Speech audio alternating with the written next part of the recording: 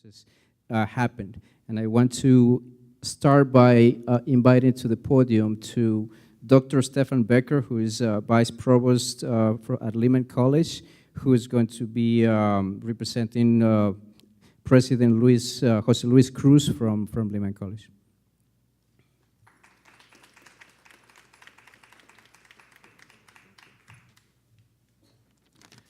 Thank you, everyone, and good afternoon. On behalf of our President and Provost, I bring you greetings from Lehman College. I would like to express our thanks and our gratitude to Ostos for organizing this year's EdTech Showcase event. It's an exciting collaborative event that inspires all of us and creates opportunities to exchange innovative ideas and bring them back to our classrooms. At Lehman, we are excited that we have been able to grow our online programs and courses that provide affordable, flexible, and accessible path to student success. And by enhancing existing in-person courses with technology, we create more engaging, effective, and student-centered experiences for our students. Well, I believe with these comments, I'm preaching to the choir. So let me just use a minute and tell you a bit about my own experience, my first experience with infusing technology into teaching, which happened many years ago when I was in Wisconsin. I was teaching a course on weather and climate, and it came to the subject of weather forecast, and I decided I would pull in some real-time online forecast models to show students how this works. And as I was starting the computer, or the computer was on already, I started the projector, and so with the computer I was getting into the internet, doing some other things, and all of a sudden, just as the beamer, the video projector was warming up, I saw some very disturbing pictures coming up on the computer. So obviously something went wrong with the update of the virus scanner or the malicious software removal tool or whatever happened, but I was horrified. It was very inappropriate. Now, bear in mind, in Wisconsin, in the Midwest, people are extremely conservative. Here, we are a little bit more relaxed, I believe. In Germany, where I come from, we don't worry too much about it. But no matter what standard you apply, it was highly inappropriate. It was coming up on my computer screen. So I ran to the computer in the last second, pulled all cables out, and avoided the looming disaster. If I wouldn't have been able to do this, most probably I wouldn't be standing here. I would be somewhere in a correctional facility in Wisconsin. But I certainly hope that this doesn't deter you, that doesn't prevent you from being bold in using technology in your classroom. And therefore, as you leave today, I hope that you're taking away some good ideas that you can bring into your teaching, and as we are trying to innovate and set our students up for success. I would also like to use this opportunity to, for the next year, to welcome you to Lehman College, where we'll be hosting the Bronx EdTech Showcase on May 3rd. Thank you very much, and enjoy the rest of the day. Thank you. I would like to invite Dr. Thomas Isekanekbi, I hope I did it right, a president from Bronx Community College. Good afternoon, everybody. For those of you sitting at the back of the room, we're going to be passing the plate to you for some collections because there are empty seats here in the front of the room. On a serious note, I just want to say Dr. David Gomez and to all of the staff at Hostos, I want to say thank you for having us this afternoon. I think this is the third one I'm coming to, and I think I'm very, very impressed by not just the concurrent sessions. The keynote speaker this afternoon is going to be wonderful. But what I take away from here is that as a learning community, we have a lot to really learn. And you know, one of the things that David and I, for our institutions, we're not like Harvard or Yale, that we select our own students. Our students basically come to us, and we don't have a choice, we admit them. And if we're going to do that, which means we got to find innovative ways to engage them, to inspire them, and to transform them. And one of the ways I think we can really do this is to use technology really to enhance what we do daily in all of our teaching and learning processes. So this is what I particularly like about this EdTech every year. So it's my hope and expectation that we all leave here with something good that we're going to take back to our classrooms to really inspire our students, to really engage our students so that they become better learners. I know this for a fact because the students we get at Bronx Community College, I don't know if you walk around campus, what do they all have? Their cell phones. And half of the time they engage with this, which means we got to find a way to use all of the digital tools that we have accessible to us to really make them become better learners. I wish you a successful day and have a good weekend, everybody, after the conference. Thank you. Thank you very much.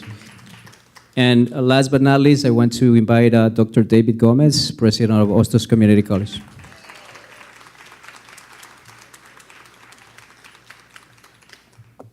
Good afternoon and welcome everybody. Oh, come on, y'all can do better than that. Welcome everyone. Much better, thank you. You're at Hostos, we don't tolerate that kind of stuff. On behalf of the faculty, students, and staff of Eugenio Maria de Hostos Community College and our colleagues at Bronx Community in Lehman, I want to welcome all of you to the 2018 Bronx EdTech Showcase. I also want to thank all of those who helped plan the event, both here at Hostos and from our partner institutions, and those from institutions both within and outside of CUNY who were so generous in sharing your work and your knowledge and allowed us to learn from them. In addition to providing a forum for exchange of knowledge, of course, this showcase also affords students, faculty, and staff an opportunity to network and explore other projects for collaboration. I hope you will all join us at the Art Gallery at the conclusion of today's formal program for an opportunity to meet new colleagues or renew old acquaintances. Now, technology, and by the way, for those of you that were asking, I am one of the sufferers of technology. This is from too much time at the computer.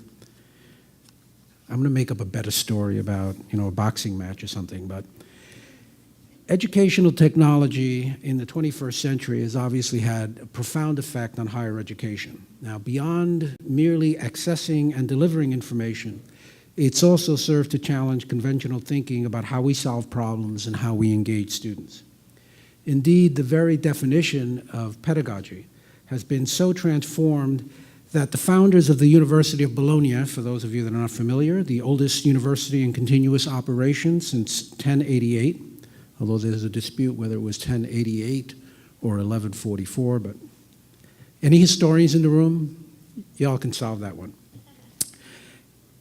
The founders of the University of Bologna would probably find it difficult to recognize what we call pedagogy in the 21st century. Today's keynote speakers are going to share with you their thoughts on the challenges and opportunities that technology present. A constant, however, for all of us in the profession of higher education is the need to commit to innovation. From accrediting agencies who espouse the principle of continuous improvement to the solitary researcher who's trying to find an answer to a question or address a problem, we are in the business of discovering new knowledge and challenging conventional wisdom. Simply because it has always been assumed to be true doesn't mean that it is. Simply because some have accepted that good enough is good enough doesn't mean that we cannot improve the human condition. Innovation and the organizational change that it promotes requires that we create an environment where taking risks and the possibility of failure is not something that we need to fear. Rather, we must encourage all of us, our students and ourselves, to think, to dream, and to act. That is what gives birth to new ideas and new opportunities. Goethe probably said it best when he observed, "Whatever you can do or dream that you can, begin it." Boldness has genius, power, and magic in it. Thank you all for being here today, and please draw on that genius, power, and magic. Thank you.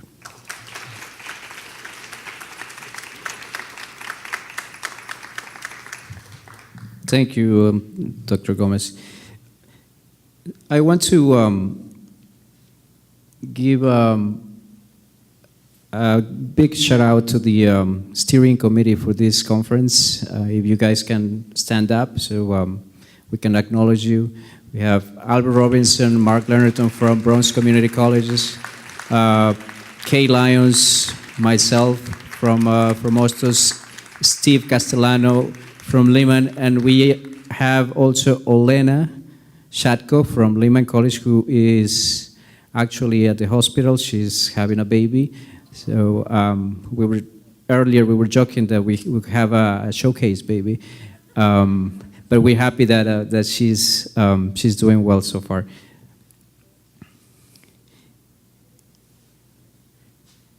And we also want to thank our sponsors for this year.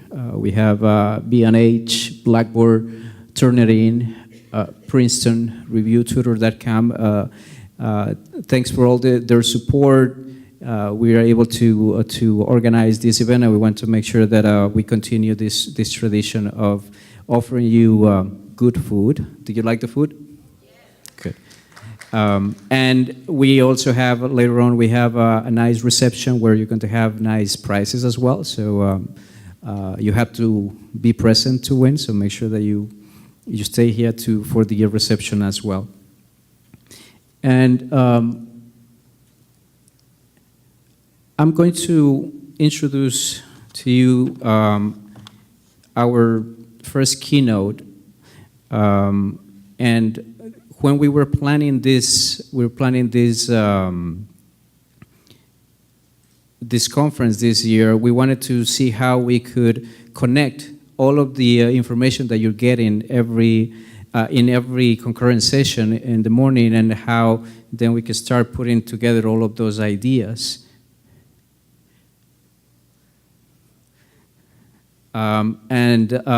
So we wanted to bring Dr. Amy Gaimaro to give us a keynote address, and we're hoping that all of those ideas that were flowing in the morning start to get to connect with the conversation that we're going to have shortly. So I'm going to give a quick read of her biography. Dr. Amy Gaimaro is an accomplished leader in the field of digital innovation.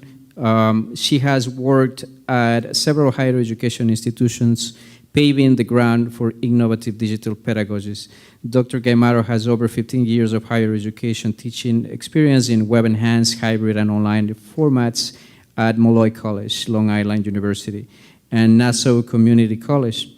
Dr. Gaimaro currently serves as Dean of Innovative Delivery Methods at Molloy College.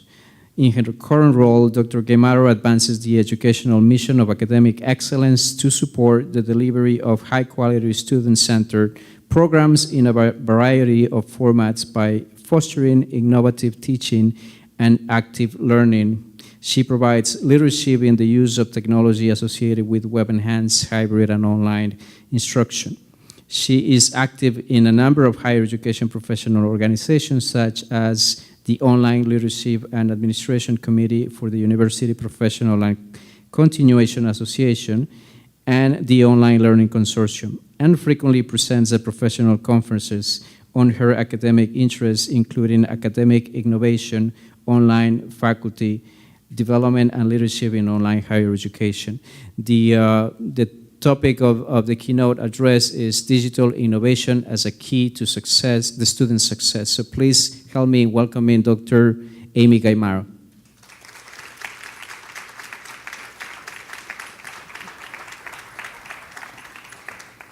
Thank you. Thank you for having me here today.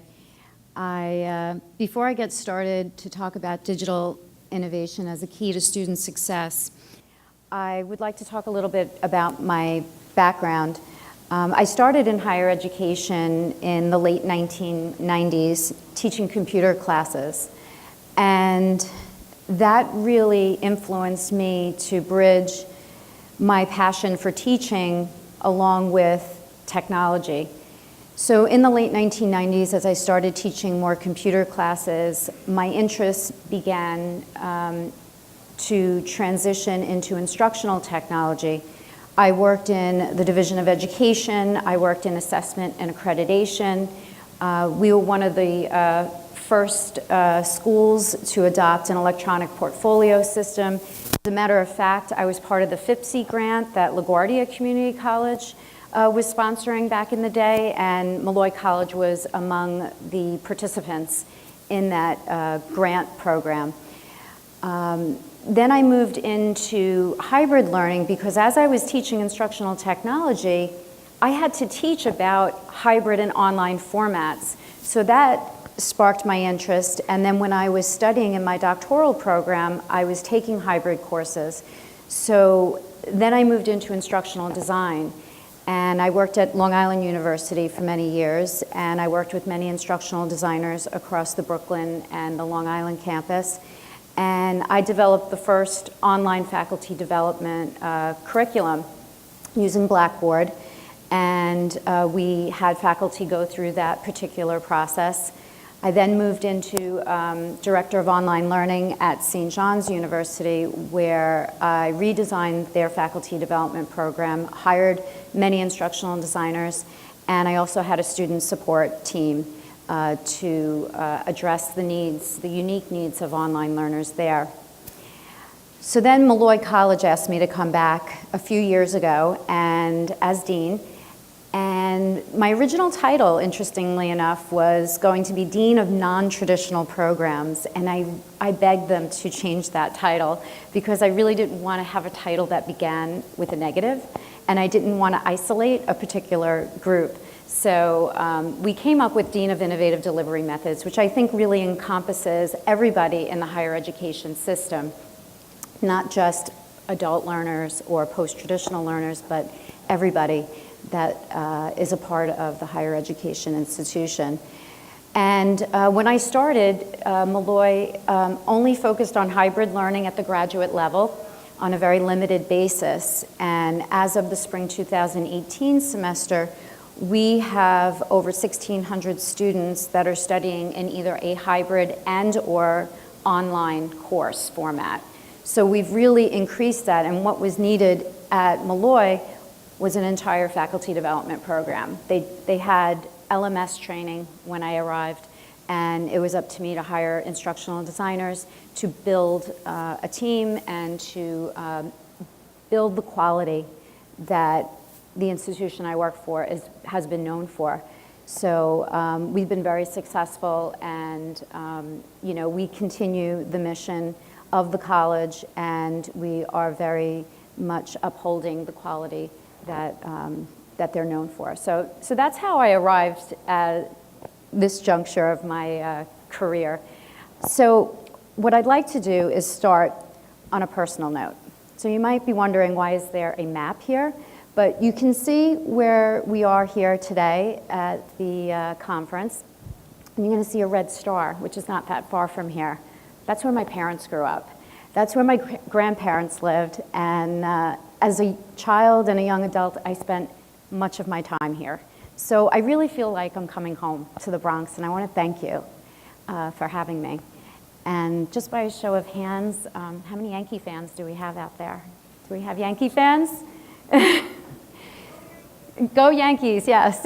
You couldn't live in my house without being a Yankee fan. It was a requirement. So I just want to have a personal thank you to everyone. It's nice to be back. So that's the past. Now let's focus a little bit on the present and the future. So I have this image up on the screen to talk about the different generations. And these are the different generations that are in higher education and working in the United States. So we have this new generation that I'll get into in a little bit further, but they're called Generation Zs. They're born after 1995, and they're here now. They'll account for about 20% of the US population by the year 2020. Millennials, I'm sure you heard a lot about, you've been teaching them. They're born between 1981 and 1994, and they'll account for approximately 40% of the US workforce. The Gen Xs, or as I like to say, the parents of the Gen Zs, they'll account for 20% of the US workforce.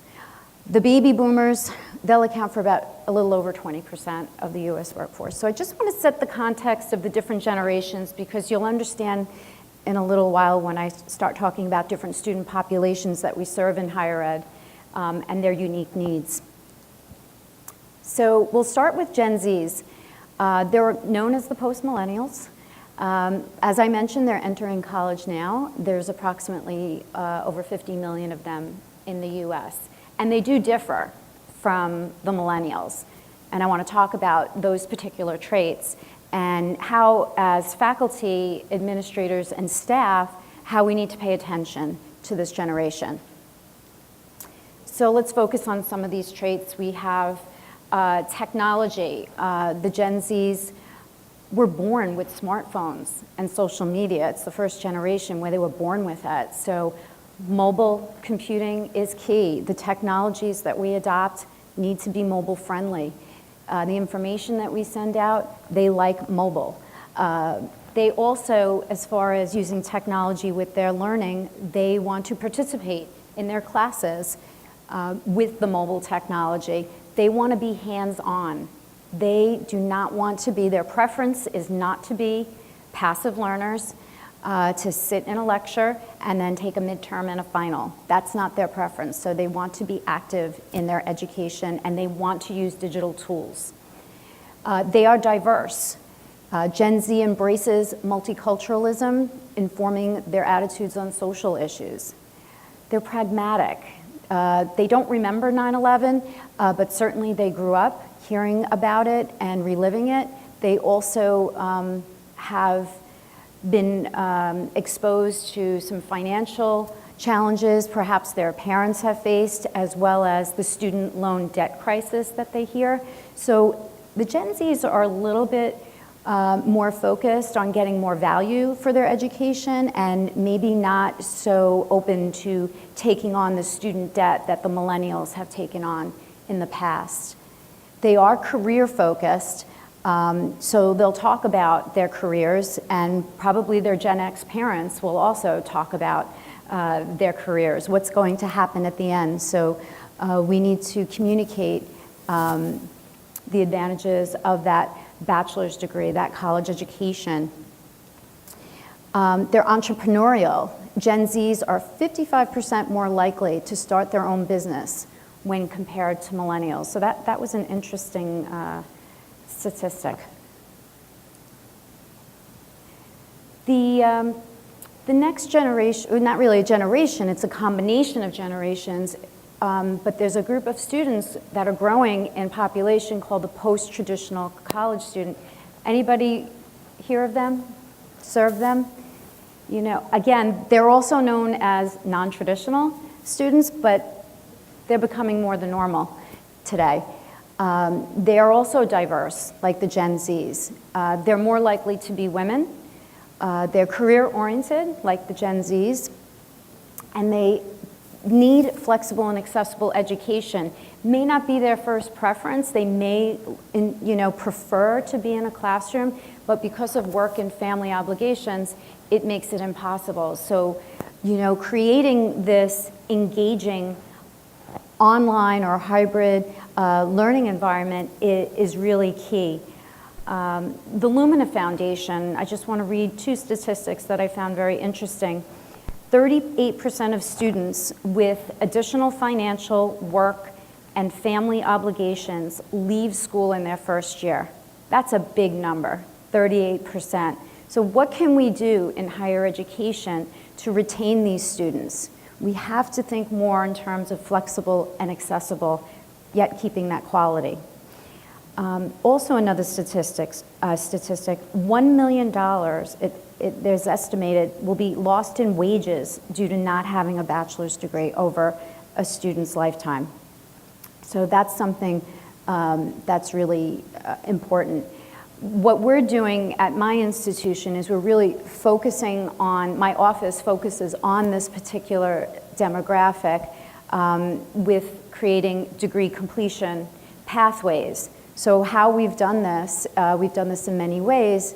We've expanded our prior learning credit program where students have more options to acquire college level credit. We've developed an online life experience portfolio course where students can register for a 3-credit course, and through the development of an electronic portfolio, possibly earn additional credits through that class in a much more affordable way. The feedback that we receive when talking to the post-traditional learners that want to complete their degree, we found time and money are critical. Public education is always a nice opportunity for them to take advantage of completing their degree as well. So this is a nice infographic, and it's called a student-centered ecosystem. What I like about the term ecosystem, it tells me there are interconnected parts. And I look at higher education as exactly that. You know, we have the academics, we have faculty, we have academic affairs, but we also have student life, we also have advisement, we also have the registrar, the bursar, financial aid, admissions. We are a network of interconnected parts, and we need to work together to come up with innovative ways of supporting student success. So I'll get a little bit more into this now. I think the first step is really to identify and acknowledge the new normal, because the traditional 18-year-old who comes to school full-time and has no other outside obligations is fading, certainly. And I think the CUNY system and the college that I work at, you know, share similarities, where my college is predominantly a commuter school, and I've taught there for many years, over 15 years, and a lot of them have these traits. And I'm sure the faculty members that are out here can certainly recognize these students.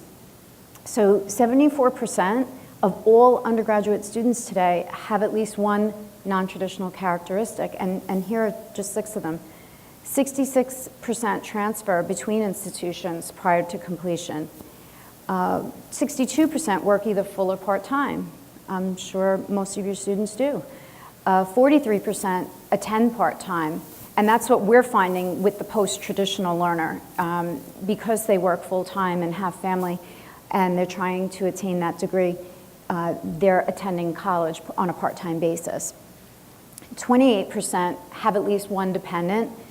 35% are enrolled in 2-year colleges, and 63% are first-generation students. When I looked at these statistics, it was no surprise to me how passionate I am about supporting them, because in the 80s, when I was a college student, I had 4 of those characteristics.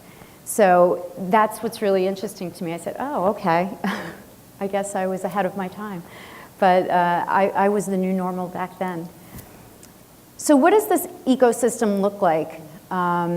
This ecosystem visually looks like students want to learn with their peers. They want active learning opportunities. They want career-focused pathways. They want a flexible schedule and a flexible location. Again, between the gen eds and the post-traditionals, they need to access their content, participate in their courses.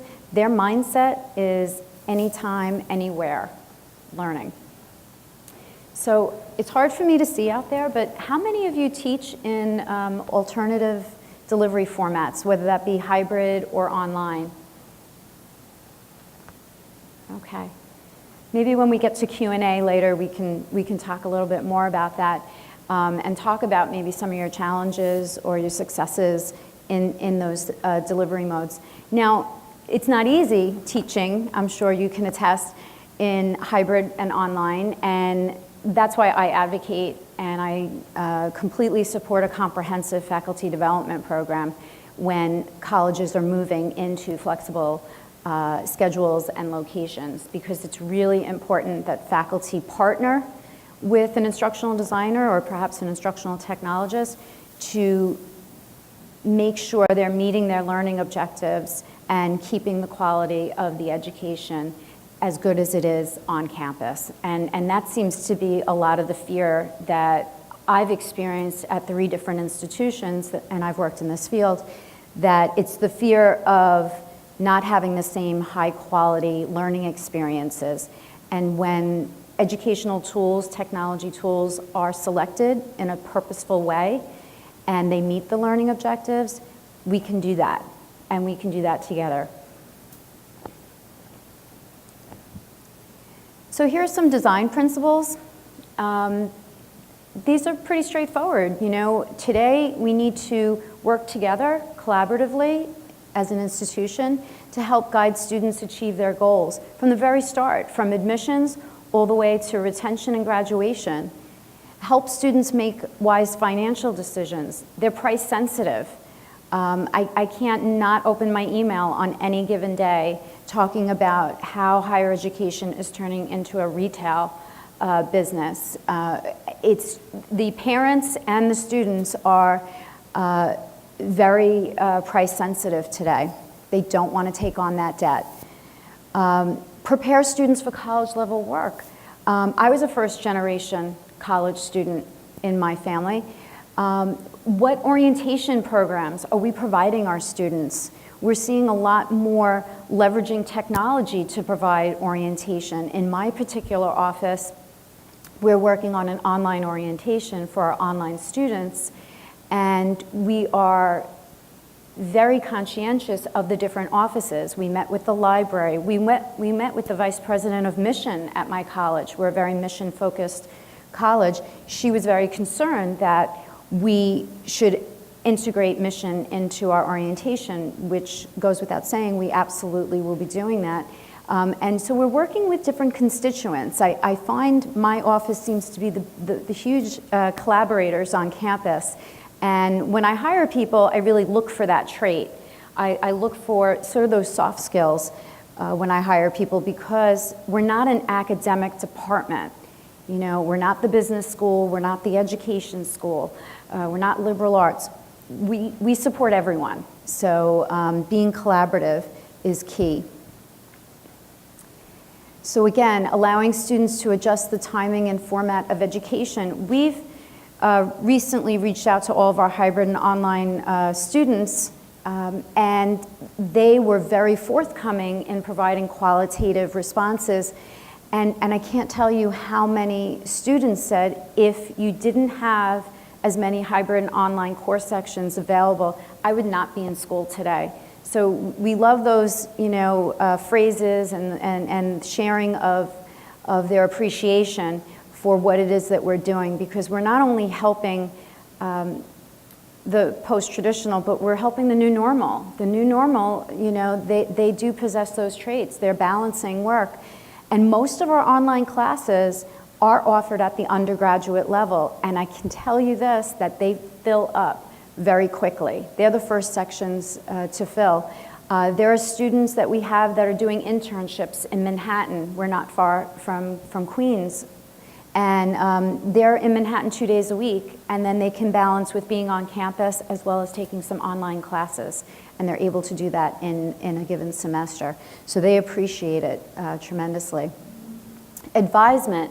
You know, we're seeing the growth in these analytical tools, these data analytics, that we try to work with faculty at the course level. We, in our learning management system, to say, okay, how are your students doing? We worry about retention, especially in hybrid and online classes. What's happening in that online piece to your hybrid class? Are you making sure that students are participating? How are you designing that class so that there are weekly activities and you can monitor their progress? Does the advisor need to reach out to this particular student? So we work with faculty at the course level, but we also work with student support to help understand some of the flags that can come up, because it's a different modality. So again, building meaningful education pathways. One particular way I mentioned already is about opening up different pathways in prior learning credits. We also are looking at minors and stackable credentials at our school, so that a student can walk away with maybe multiple minors, and how can we go about doing that. Certificates of some sort that they can walk away with, so that they're meaningful pathways. Allowing students to document learning in portable ways. We're looking at digital badges. I don't know if many of you are doing that, but that's also very important. Electronic portfolios where they can document what it is that they've learned and take it with them. And I think most important is really creating this network of learning. You know, we build learning communities within the students, but we also build it with our faculty. Recently, we had a showcase like you had, but it was only for 2 hours, and it was Malloy faculty presenting their best practices and advice to other faculty about hybrid and online learning. That peer-to-peer networking and learning and mentoring is really important. So the instructional designers know that they need to facilitate that network of learning. So we support that. So again, to tie it all together, I love this statement. Faculty, staff, and students play significant roles in creating a culture of innovation that pursues visions, embraces change, and builds new structures, processes, and programs. One example is that I co-chair a blended and online learning task force. I really needed constituents from each academic division in school to be representative and meet monthly on campus to talk about issues as we move forward. We have a very comprehensive policy, which I'm very happy about putting together, and that went through governance. And you know, we're working on those particular issues, faculty evaluations, attendance, things like that. But it's nice, you know, to have this team, cross-campus team, to collaborate and get things done. It's very important. So what I see as the key takeaways here, we have changes in student population, leveraging technology, whether it's in the learning management system or if it's a student information system, working with the different groups on campus to make sure that the hybrid online, the post-traditional, the way they register is different than perhaps the traditional first-time freshmen, working with all constituents on campus. Making data-driven decisions. We just recently sent out a survey to all of our students to sort of understand the climate on campus, or I should say off campus, with the hybrid and online students to see how are we doing, how's our LMS doing, is it easy to learn, what support services do you need, how has my office been supportive in that. It's not about the teaching, it's not about the faculty, it's just about hybrid and online learning. Is it helping you to achieve your educational goals? So we're really looking forward to getting that survey result back. And the task force will be charged in the fall to take a look at the results of that survey and plan for next steps. How can we better support these students? We want to recruit them, we want to retain them, and we want them to see them all the way through graduation and be successful. I don't know about you, but this is how we've always done it. I sort of get that. You know, when I come to an institution, I'm usually not the most popular person in a room because I'm always questioning, why do we do it this way? Why can't we, you know, try another way of doing things? And I challenge people because, again, I focus on the student at hand. I focus on student success. And honestly, anyone in higher ed can't argue with that point. That's why we're all here. We're all here for our students. And that should be the first part of the discussion. But that's not going to work for our students today. They want quick responses. They learn differently. They want to actively engage with the digital tools and the processes. Can't overlook the processes. And they do want everywhere, all the time learning. So these are certainly challenges in higher education. But my big takeaway would be collaborate, work on mentoring. If you have instructional designers for the faculty out there, leverage them and learn together. And understand who your student population is, because it is changing. And we need to all come together as institutions to stand behind them and see them to their successes. So, thank you.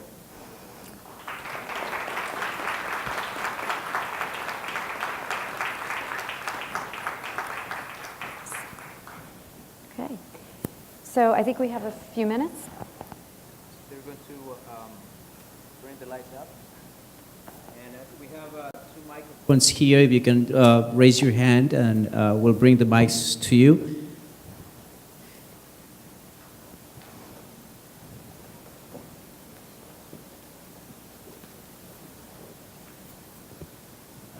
First of all, a terrific presentation. Thank you. My name is Bruce Rosenblum. I work at City College. And one of the things I've been very interested in for at least a decade is the importance of strategic planning for online learning. Now, most institutions have a strategic plan. It's like a 5-year plan. Typically, it's a pro forma type of document where they throw in everything and it really doesn't mean anything and no one even looks at it after it's finished. But beyond that, I'm sure Molloy has such a document. The importance of having a specific strategic plan for online learning really is something that a lot of administrators do not get. And I know CUNY doesn't have such a document. So does Molloy have a document such as that? And or are you working on such a document? Yes, I've written many documents like that since I joined.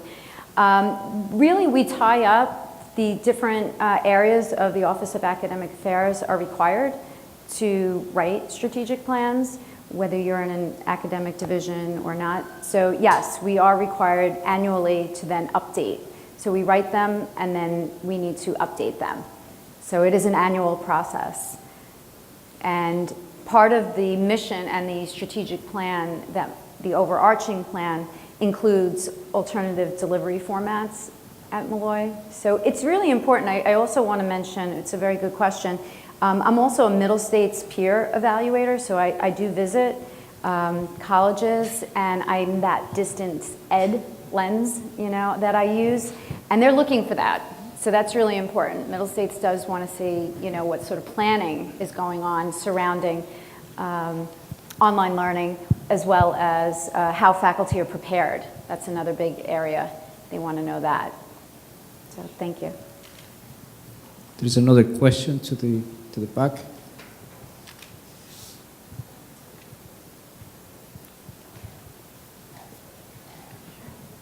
Thank you. I wondered if you're doing anything around competency-based learning, especially with the post-traditional college. We are community. we're starting to look into that. What our focus has been recently is launching the life experience portfolio class. But yes, we are looking into competency-based education, but I don't have anything to report just yet. Any other question? Don't be shy.